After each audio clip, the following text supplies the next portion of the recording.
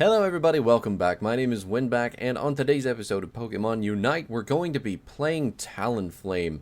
I'll show you the build that I use with this character, the items that we've got, and then some cool things that you can do with Talonflame in-game. Now, all that being said, we'll try to edit this a little bit heavier, trying some new stuff out, and apologies for the lack of videos from the last week or so, but if you are paying attention, then I guess that doesn't matter anyway. So Talonflame is a jungler, and is quite a squishy jungler on top of that, but we do consider him a speedster. So let's take a look at the moves for this character. Oh my god, there we go. No, buttons on the Switch still don't make sense. Love it. So Peck and Acrobatics are going to be your first two moves, both of which you can use to clear the jungle camps relatively fast. They do have a little bit of nuance to them, but ultimately there's not a whole lot beyond that that you need to know when it comes to Peck and Acrobatics. Acrobatics is going to be a dash that lets you fly out towards a location, and then once the move connects, you can hit a direction to have Fledgling, I think is the name of the teeny bird, move in the direction after it connects. So it's easy to steal things and get away. It's easy to do some damage and hop out of the initial engage there. Lots of cool things can happen with Acrobatics. It's really nice. So all that being said, we're going to turn this into Brave Bird, and that is going to be our main form of engage. And then Peck is going to change into Aerial Ace, which is a really big reset on damage and chase for us. It's very, very strong. But as far as all that's concerned, we pick up Aerial Ace first, and this is going to basically auto-target a character close to us. We're going to dash to them, do damage, and then wind up on the opposite side of them. After that, our next attack is going to be boosted, which is really cool because Talonflame's boosted attack is just a big AoE, like flame spin, which is neat. Very, very, very good. And then the upgrade is just damage increase, which is fine. That's really what we need it for. It's only about resets, killing people, getting in and out of stuff. And then Brave Bird. Brave Bird is going to be our big engage, our big gank tool, and our big button to reset Aerial Ace. So it's going to have the user dive to a designated location, cloaked in flame. Oof. Dealing damage to opposing Pokemon in the area of effect. We're going to take a little bit of damage from using this ability when we land, so that's not my favorite thing, but it is kind of negligible once you get the game going, so that's not a big deal. Now, performing a boosted attack within a set amount of time after this move will reset the cooldown of Flame Charge or Aerial Ace. Aerial Ace being the good one, trust me. And then once the upgrade for this ability happens, we're not going to be taking as much damage from when it lands on others. Talonflame is unstoppable while this is going off, and then when it connects, I'm not sure if it mentions... Yeah, it doesn't really mention. Anyway, so the ability is huge, the range is enormous, and you can basically get into the middle of a lane for a gank or for an engage, and I'll show you that.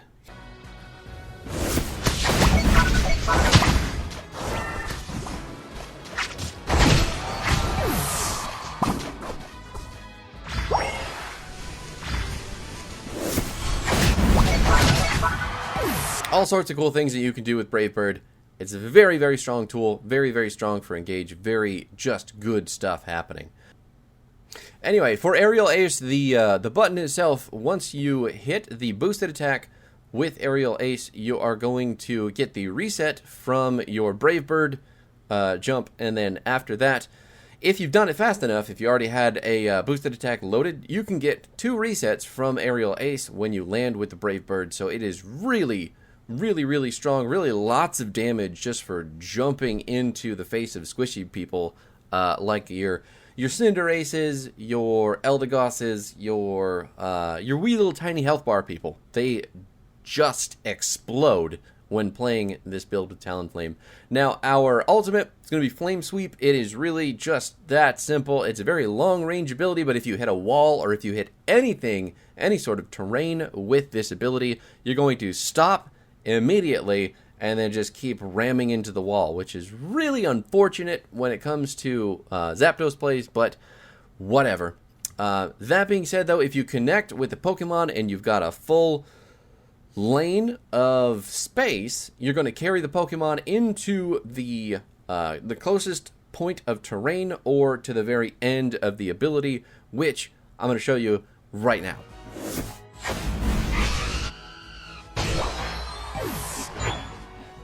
As you can see, the ability is extremely powerful, and it is flashy as fuck, too. Not to mention, it kills people very, very fast. So that's fucking cool, and personally, my favorite part about playing Talonflame, as long as we can make the ultimate hit.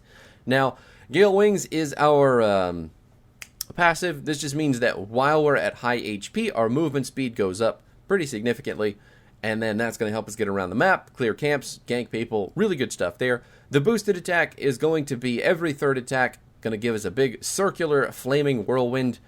This boosted attack remains readied even if the user leaves combat for a prolonged period of time. So his isn't just going to go away after you've got it set.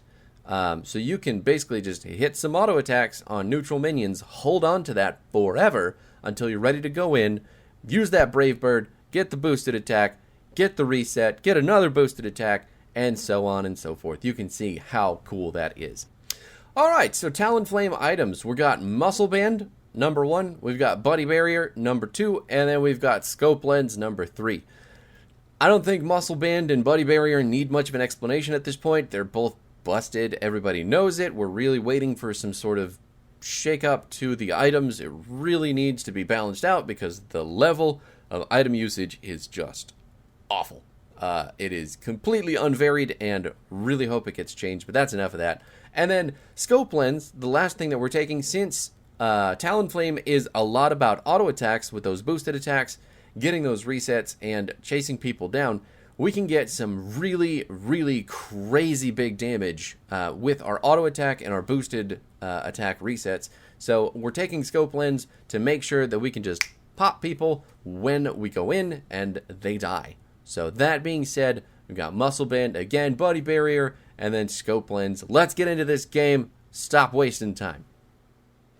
Alright everybody, we're in game. We've got our Talonflame, our fledgling, the first little booger, who is adorable. Looks nice and birdie. We've got acrobatics first. We're going to jump over the wall on to our first jungle camp, and then you'll see how the clear goes. But you can see the Scope Lens already kicking in there with some crit auto attacks. We've got the thing cleared so fast, the Ludicolo isn't even ready for us yet. And then acrobatics and peck unlocked mean that we will get this clear a little bit faster than we should have. The Scope Lens with the critical hits are going to make this a lot easier, I promise you. But the clear should be very simple. We'll have a lot of health after everything is done, so we can get around the jungle very fast to get to lanes where we need to help people. So we'll take out the core fish really quick, and you'll notice, if you're paying attention, there's a couple uses of acrobatics where you'll see me jump onto a character and then zip to another part of the, or another side of the ability, essentially. Oh, she got the turn in, was completely invincible, got the evolution, and stood there completely still, ready to be killed. Except she's healing. There's the aerial ace kill, got it. And then Lucario, absolutely uninterested. We're going to dash over real quick with the acrobatics because he can't follow us with all that space that we've created, and get a nice, easy dunk. We can try to kill him, but ultimately we're just making space for our team to turn in the couple points that they have, and then we need to get the bees. The bees are tons of experience, no reason to be fighting instead of trying to take those unless you're fighting to defend those for your team. So this is still an Apom just sitting in the middle of the lane. Thank you. Alright, looks like she's finally going for it. Dashing out of danger with the acrobatics, jumping back into the Ludicolo. We're trying to keep very, very cognizant of the jungle camps when they're up because they're a big amount of XP, and we need to kill this stuff quick. Get the buffs, get back to lane, show some people our feathers. We gotta strut our stuff. We're a peacock, Captain. You have to let me fly. And now we're Talonflame, we've got Brave Bird, we've got both of our moves ready to go. Level 7, super important power spike for Talonflame, having both of those abilities unlocked. And this now means that we can reset our aerial ace with our boosted attack, which we're holding on to forever. Oh no, he's got He's got Score Shield and he's got Point Getter, so there was no way we were going to stop that, unfortunately. But we can get some of our own. Wait, let's go take a berry so she doesn't have anything to fall back to save their life, and we've got it. Nice, easy turn-ins there. Oh, okay. Well, it's a dead Eldegoss, and Lucario does not give a single solitary shit about that. And we're going to take out the Lucario as well. Get some easy points. Looks like Absol's scoring some on the backside here, but honestly, who cares? With as much as we just got turned in right there, we're going to go ahead and secure some bees, get some XP, and then watch our team walk the wrong direction. XP is more important than fighting over nothing under the goal. So let's blast that Absol out of existence with our ultimate, and then we can probably chase down this Eldegoss who is just running forward for some reason. Got him. Nailed it. And the first goal of the game goes down at 6 minutes and 33 seconds. Dreadnought is up, so we're going to go ahead and take this bad boy out as well. Talonflame super strong at securing the Dreadnought with Brave Bird, because Brave Bird does extremely large amounts of damage as long as you can get in the window of time, because it does have a big wind-up. And if you're outside of the safe zone with the character, where you're not getting knocked up or attacked by the enemy team, you can definitely snipe it nice and easy. Same thing with Zapdos. Brave Bird is really, really strong at securing objectives.